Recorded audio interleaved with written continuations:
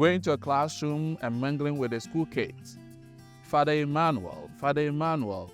And I like giving high five, and I see these kiddos in 4K and 3K. Hey, Father Emmanuel. I mean, it's exciting.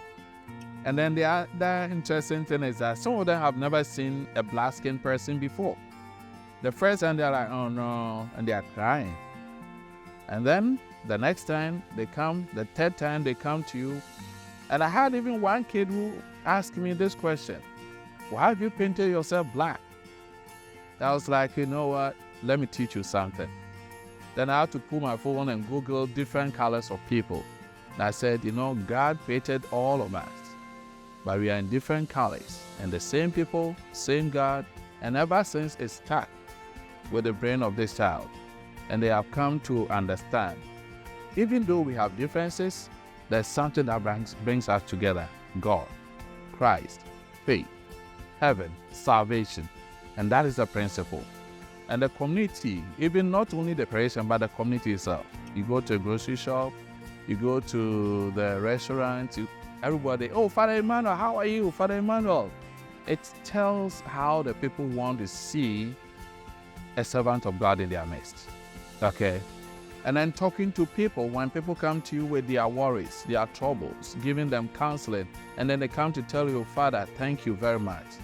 It brings that kind of joy, that kind of happiness in you. There was this ancient 17th century English poet, John Donne. He made a very strong line. He said, no man is an island. It's a poem. He lets us understand that no person is self-sufficient. No person is self-independent. We all depend on each other. And that echoes what Aristotle said, that we are social beings. We are social animals, meaning that interconnectedness is necessary. That is how we find our happiness. This is how we find our joy.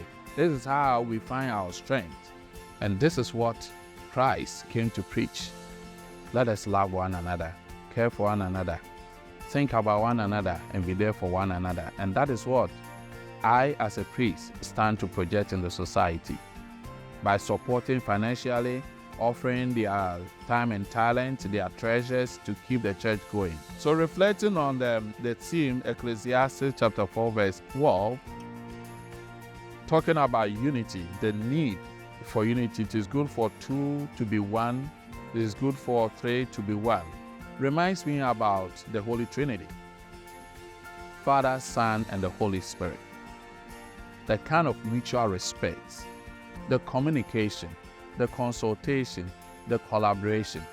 And that's, if everybody has that mentality, I think we'll have a peaceful world.